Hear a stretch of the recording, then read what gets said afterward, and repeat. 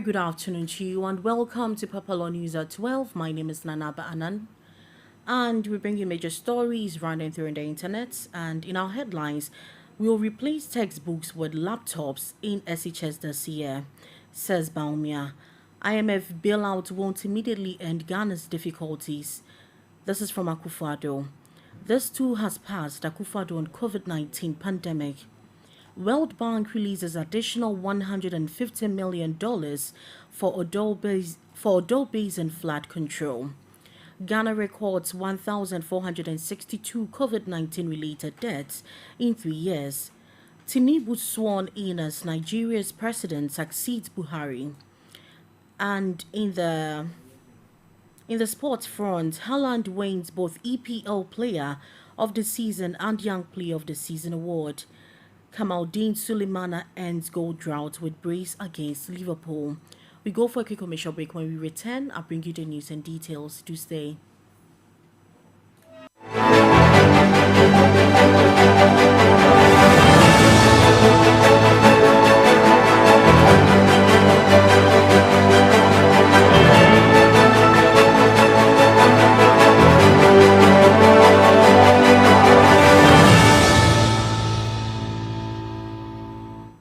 Now the news and details. The government, through the Ministry of Education, is preparing to replace textbooks with laptops in senior high schools across the country. The Vice President, Dr. Mahmoud Bawumia, who announced this, said textbooks and other teaching and learning materials would be installed on the laptops to be used during lessons. Speaking at the 60th anniversary celebration of the Hohwa Evangelical Presbyterian Senior High School, Dr. Bawumia said the initiative, which will be implemented before the end of 2023. He noted that it is aimed at preparing the students to fit into the global village. This new initiative comes after the government launched the One Teacher, One Laptop project on Friday, September 3, 2021. The program was meant to give senior high school teachers modern materials to facilitate teaching and learning, and as of December 11, 2021, Ghana Education Service reported that 80% of laptops meant for teachers had been distributed. Now to the next story. President Akufo-Addo has emphasized that the bailout secured from the International Monetary Fund will not be an instant panacea for the country's challenges. He believes it will nonetheless play a crucial role in restoring confidence and reopening opportunities that have been limited in recent years. During a national address on Sunday, the president acknowledged that the approval represents a positive step forward towards putting the country back on track. President Akufo-Addo further highlighted that the IMF agreement would aid in restoring confidence in the Ghanaian economy, which has been adversely affected by the COVID-19 pandemic and the conflict in Ukraine. The president reiterated that the successful implementation of the necessary reforms to make the deal effective would require the support of the Ghanaian people. Now to the next story. President Akufo-Addo has officially reiterated the World Health Organization's declaration that COVID-19 no longer represents a global health emergency. The World Health Organization first declared a public health emergency of international concern in January 2020. Ghana had its initial cases in March of that year, triggering a number of health measures characterized by vaccinations, testing, and other drastic measures to stem the spread of the pandemic. This included periodic updates by President Akufo-Addo on the progress of the fight against the virus. 3 years down the line, the pandemic is over. In his final address to the nation on the measures in the COVID-19 fight on Sunday, May 28, President Akufo-Addo expressed his gratitude to all who supported the cause during the trying time. The update comes as the COVID-19 health declaration form for international travelers to Ghana has been suspended. The World Bank has released $150 million to the government as additional funding to improve flood resilience in the Odo River Basin in the Greater Accra region. The loan is to fund the Greater Accra Resilient and Integrated Development (GRID) project, aimed among other objectives at improving flood risk and solid waste management for over 2.5 million people in the Odo River Basin. The World Bank Country Director for Ghana, Liberia, and Sierra Leone, Pierre Laporte, said the bank is happy to support Ghana in these times of macroeconomic challenges and to help contribute to a holistic flood management approach through this additional financing of GRID. Mr. Laporte further explained that the gesture was critical for achieving the World Bank's twin goals of ending extreme poverty and boosting shared prosperity, as well as increasing the resilience of African cities. It also addresses cost of overruns for major infrastructure investments due to inflation and engineering requirements, the country director indicated. The senior urban specialist and task team leader for GRID project, Catherine Lange, for her part said the planned flood mitigation, infrastructure investment and the GRID will directly reduce the flooding risk for urbanizing and economically productive areas, of the Greater Accra region, limiting the direct flood hazards on more than 138,000 people.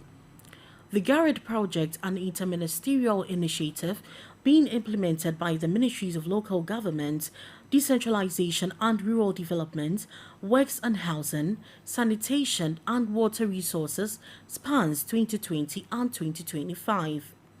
The project will continue to prioritize investments that enhance resilience to flood risk and improve solid waste management systems in targeted communities of the Odo River Basin. It will provide additional resources to continue financing the structural measures to increase the detention capacity for flood mitigation in the basin area. It would also provide targeted interventions in the low-lying areas of the basin and upstream interventions related to the management of municipal solid waste. The GRID project, through investment supported under the Climate Resilient Drainage and Flood Mitigation Measures component, will also provide significant climate change adaptation and benefits. The huge economic and social impact of the flood event of June 3, 2015, which affected 53,000 people and caused major damage and losses estimated at $55 million and $105 million in reconstruction costs, necessitated the establishment of GRID by the government with support from the World Bank to address perennial flooding challenges in the capital.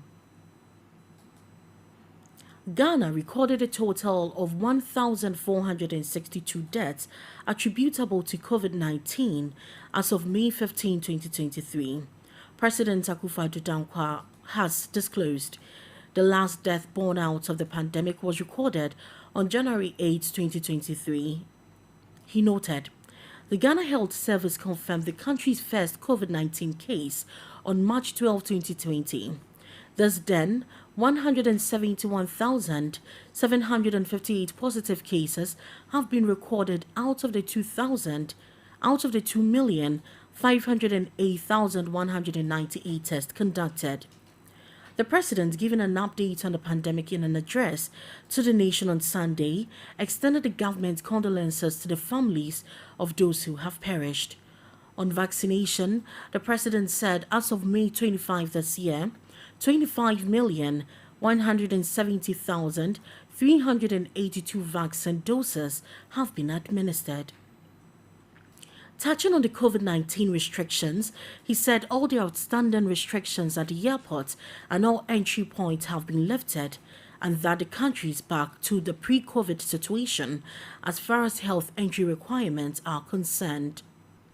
He lamented how that culturally defining Guinean symbol, the handshake, was prohibited and frowned upon, and now we are all advised to hug our children and loved ones.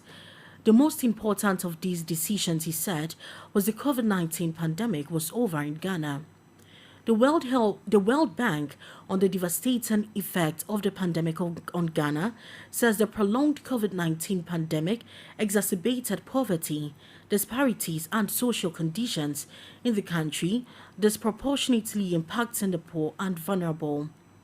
Ghana received applause from the World Health Organization for the effective measures and strategies adopted to reduce infections and deaths in the wake of the pandemic. These include expansion of the laboratory system capacity through streamlined digital solutions for timely case detection, diagnosis, and reporting. The number of laboratories was expanded from 2 to 16 nationwide in less than a year. Additionally, the capacity of the contact tracing system was strengthened with 1,340 surveillance officers trained during the first 3 months of project execution. Case management capacity was also reinforced with the establishment of 21 treatment centers and 129 intensive care unit beds in 10 of the 16 regions. President Akufo-Addo lauded frontline health workers, pharmaceutical companies, the Ministry of Health, as well as key stakeholders whose efforts helped in saving many lives. Now on the international front, Tinubu, Nigeria's fifth president since the return of democracy in 1999, faces economic and security challenges. Bola Tinubu, the former Lagos governor, who was credited with helping the city-state increase its revenue base, has been sworn in as Nigeria's new president. He took the oath of office from Chief Justice Olukayode Ariwola in a colorful ceremony attended by local and foreign dignitaries on Monday in Abuja, the capital. Tinubu, the 71-year-old man, succeeds Muhammadu Buhari, who was ineligible to run again after 2 4-year terms that began in 2015. The new president, the fifth since the return of democracy in 1999, will have to tackle a struggling economy and widespread insecurity in Africa's most populous country. His supporters say he will replicate his success in diversifying Lagos's tax revenue and increasing its internally generated revenue to the national stage. But critics say he enriched himself during 2 terms in office as governor and got his cronies in government to assign him an enormous pension after exiting power. In the run-up to 2023 vote, there were questions about his wealth, his health, and his slammed-during speeches and his economic credentials. Tinubu, also a former senator, aided Buhari's rise to the presidency in 2015, defeating the incumbent president at the time to make history. Now moving to sports, Erling Haaland has become the first player in history to be named both the Premier League Player of the Year and Young Player of the Year in his debut season for Manchester City. The Norwegian has scored a remarkable 36 league goals in just 35 appearances, breaking a 29-year record for the most strikes across a Premier League campaign. He has also contributed 8 assists as well as helping City to a third consecutive Premier League title and the finals of the FA Cup and Champions League in June. Haaland's 44 total goal involvement in the joint highest of all time, equaling a record set by former Arsenal forward Thierry Henry in 2002 and 2003 season. Haaland has already claimed the 2023 Football Writers Association of the Year award, earning more than 80% of the vote in the process. He has also been nominated for the PFA Player of the Season award. The other nominees on this year's shortlist were Arsenal trio Bukayo Saka, Gabriel Martinelli and Martin Odegaard, Brighton pair Moises Caicedo and Alexis McAllister, and Newcastle United Sweven Botman and Alexander Isak. Now to the final story. Black Stars winger Kamaldeen Sulemana flashed his talent and snapped his goal drought against Liverpool in a thrilling final day battle at St Mary's Stadium at Southampton at Southampton, sorry, as Southampton fought for a draw in the Premier League. Despite being relegated, a skillful forwards goal were crucial in Southampton's 4-4 draw, delivering a memorable finale for the Premier League campaign. Liverpool started the match strongly, with Diogo Jota opening the scoring in the 10 minutes, followed by Roberto Firmino, doubling the lead just 4 minutes later. However, Southampton's James Ward-Prowse quickly pulled one back in the 19th minute, injecting hope into the home side. Kamaldeen Sulemana then stepped up and displayed his prowess in front of goal, leveling the score in the 28th minute to ensure a thrilling first half ended in a draw. 3 minutes into the second half, Sulemana struck again, scoring a magnificent goal. Receiving a pass from his own half, the passy winger evaded several players before curling a sensational shot into the far post to complete a remarkable brace. The excitement continued as the game unfolded with 3 more goals from both sides. Cody Gakpo and Diogo Jota fought back for Liverpool to secure goals, ensuring a thrilling 4-4 draw. Adam Armstrong has earlier scored the Southampton's adding to the pulsating nature of the match.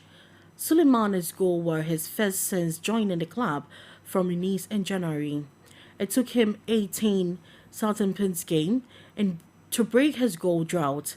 The Spitzer displayed his ability to deliver under pressure. Although the result didn't go alter relegation fate, finishing the season at the bottom of the table, the draw against a top team like Liverpool provided a positive ending to their Premier League journey. Now that ends it all for news at 12. My name is Nanaba Anand. Do enjoy the rest of our programs.